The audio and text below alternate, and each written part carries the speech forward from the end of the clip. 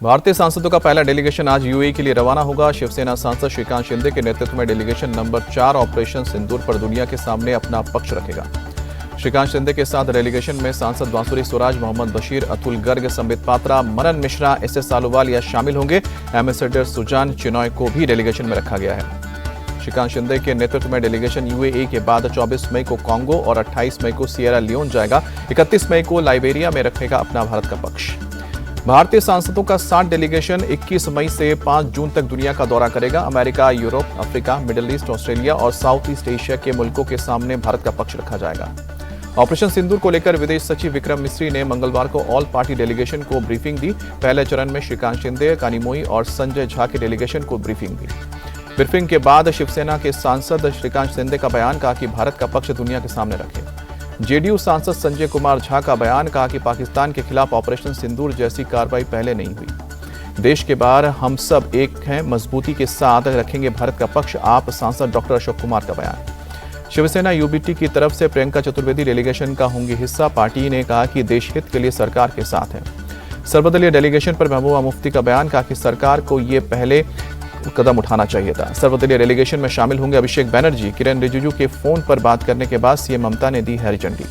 Operation सिंदूर पर कांग्रेस नेता सलमान खुर्शीद का बड़ा बयान कहा कि सीजफायर में अमेरिका की कोई भूमिका नहीं, कुछ लोग जबरदस्ती बीच में आ रहे हैं। बीजेपी ने पाकिस्तान आर्मी चीफ से की राहुल गांधी की तुलना, पोस्टर जारी कर कहा पाकिस्तान की भाषा बोल रहे हैं।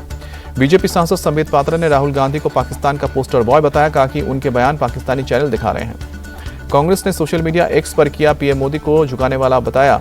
पूर्व पीएम इंदिरा गांधी के साथ पीएम मोदी की तस्वीर पर लिखी कविता। बीजेपी ने कांग्रेस पर पलटवार किया। सोशल मीडिया एक्स पर लिखा, पीएम मोदी पर जन जन का विश्वास है, देशवासी मोदी जी के साथ हैं। बीजेपी नेता अमित मालवीय ने लिखा कि शशि थरूर और सलमान खुर्शीद के बाद अब पी चिदम्बरम की बारी है, वो खुद को एस जयशंकर पर राहुल गांधी के आरोपों से दूर रखें। पहलगाम हमले को लेकर मल्लिकार्जुन खड़गे ने केंद्र को घेरा, कहा कि खुफिया इनपुट के बावजूद पर्यटकों को वहां जाने दिया गया, जबकि पीएम खुद कश्मीर नहीं गए। खड़गे ने पहलगाम में पर्यटकों को सुरक्षा नहीं देने का आरोप भी लगाया, कहा कि सुरक्षा होती तो 26 जिंदगियां बच जाती, ऑपरेशन सिंदूर जैसा छोटा युद्ध नहीं होता। खड़गे के बयान पर बीजेपी का पलटवार। सांसद प्रवीण खंडेलवाल बोले, सेना के नाम पर शर्मनाक राजनीति कर रहे हैं कांग्रेस अध्यक्ष। कांग्रेस के लोग पाकिस्तान की भाषा बोल रहे हैं। महाराष्ट्र के डिप्टी सीएम एकनाथ शिंदे का बयान। ऑपरेशन सिंदूर पर सवाल उठाने वालों को चिराग पासवान की नसीहत, कहा कि मतभेद उन स्वामी प्रसाद मौर्य की ऑपरेशन सिंदूर पर गलत बयानी, पूरे ऑपरेशन को बताया फ्लॉप, कहा कि एक भी आतंकवादी को पाकिस्तान में घुसकर नहीं मारा गया। स्वामी प्रसाद मौर्य ने ऑपरेशन सिंदूर के नाम पर बहनों को धोखा देने का आरोप लगाया, कहा कि 24 घंटे में बैकफुट पर क्यों आए, अगर युद्ध बंद करना ही था तो सारे आतंकवादियों का सुपड़ा साफ करने की बात करते। अपने संसदीय क्षेत्र लखनऊ में रक्षा मंत्री राजनाथ सिंह की दहाड़, कहा कि ऑपरेशन सिंदूर से घुटनों पर आई पाकिस्तान की सेना, भारत ने आतंकवाद के जड़ पर वार किया। राजनाथ सिंह ने भारतीय सेना की तारीफ की, कहा कि एक कुशल सर्जन की तरह सेना ने आतंकवाद का ऑपरेशन कर दिया। पाकिस्तान पर बरसे योगी आदित्यनाथ, कहा कि भारतीय सेना ने पाकिस्तान को औकात में ला दिया, नया भारत मुंहतोड़ जवाब देता है। सीएम योगी ने कहा कि ऑपरेशन सिंदूर देश के स्वाभिमान का प्रतीक है, सेना ने दुश्मनों के ठिकानों में तबाही मचाई। पाकिस्तान को इंडियन आर्मी की दो टूक, कहा कि पूरा पाकिस्तान भारत की रेंज पे है, रावलपिंडी से खैबर पख्तूनख्वा तक कहीं भी स्ट्राइक कर सकते हैं। भारतीय सेना ने कहा कि ऑपरेशन सिंदूर से पाकिस्तान का मनोबल टूटा, उसकी हर हिमाकत का मुंहतोड़ जवाब देंगे। ऑपरेशन सिंदूर से पाकिस्तान को जानमाल का बड़ा नुकसान हुआ। ब्रिगेडियर मुदित महाजन बोले, पुंछ ब्रिगेड ऑपरेशन सिंदूर का दिल था।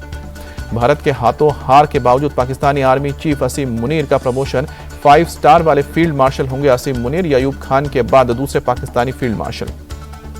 पाकिस्तान के एयर चीफ मार्शल का भी कार्यकाल बढ़ा। रिटायरमेंट के बाद भी पोस्ट पर बने रहेंगे जहीर अहमद। बिहार के मुजफ्फरपुर में बागेश्वर धाम के पीठाधीश्वर धीरेन्द्र शास्त्री ने किया ऑपरेशन सिंदूर का जिक्र, कहा कि ये तो सिर्फ झांकी है, हल्दी मेहंदी अभी बाकी है। बाबा बागेश्वर ने आतंकवादियों को दी खुली चुनौती, कहा कि आतंकियों ने धर्म पूछ कर मारा, लेकिन वो जान ले ये नया भारत है जो घर में घुसकर मारता है। उत्तराखंड में मदरसों के बच्चे पढ़ेंगे ऑपरेशन सिंदूर की सफलता, बोर्ड के चेयरमैन ने फैसले की दी जानकारी। अटारी बाघा बॉर्डर पर बीटिंग रिट्रीट सेरेमनी फिर से शुरू, भारत की तरफ से किए 2 बड़े बदलाव। बीटिंग रिट्रीट सेरेमनी के दौरान भारत की तरफ से नहीं खुलेंगे दरवाजे, एक दूसरे से हाथ मिलाने की रस्म भी नहीं होगी। न्यायिक हिरासत में भेजे गए अशोका यूनिवर्सिटी के प्रोफेसर अली खान महमूदाबाद 27 मई को होगी अगली सुनवाई। देश के साथ गद्दारी करने वालों को कड़ी सजा, बोले कांग्रेस नेता भूपेंद्र हुड्डा।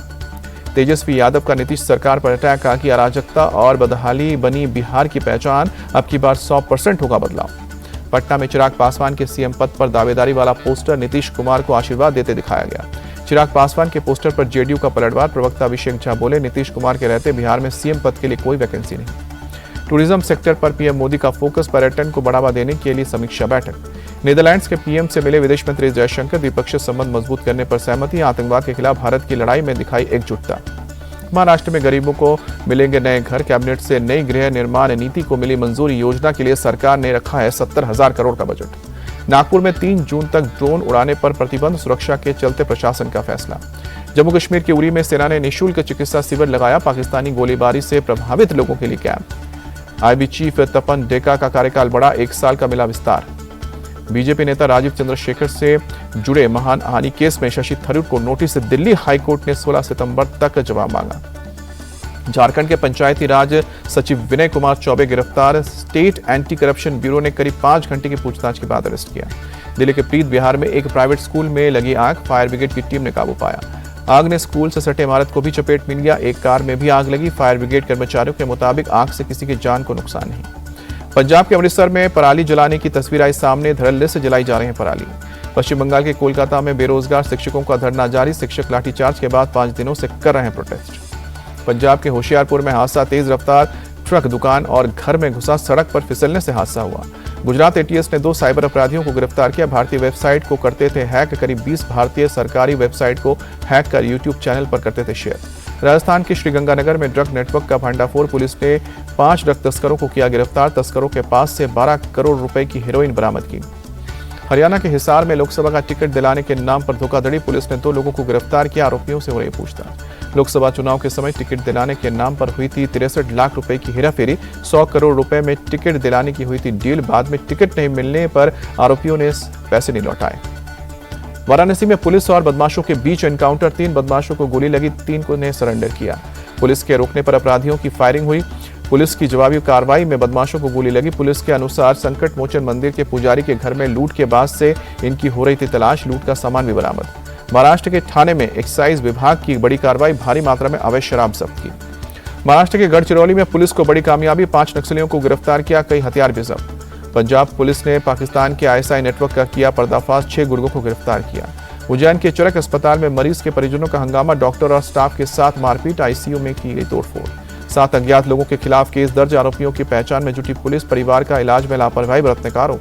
मेरठ में कार ओवरटेक करने पर किया हमला। नशे में धुत युवकों ने कार रोककर लाठी डंडों से तोड़फोड़ की। सीसीटीवी में कैद हुई वारदात। क्रिप्टो करेंसी लूट के मामले में जयपुर पुलिस की बड़ी कार्रवाई। फरार मास्टरमाइंड दिव्यांशु गिरफ्तार। आईआईटी का छात्र है आरोपी। संदिग्ध आतंकी सिराज पर 14 दिन की न्यायिक हिरासत में भेजा गया। धारा 152 और कई धाराओं में केस दर्ज। सोना तस्करी के मामले में एक्ट्रेस रानिया राव को राहत। 2 लाख के बॉन्ड के साथ मिली सशर्त जमानत। नागपुर में मुस्लिम लड़की को स्कूल में एडमिशन न देने का मामला। पुलिस ने स्कूल के खिलाफ बीएनएस की धारा 299 के तहत मामला दर्ज किया।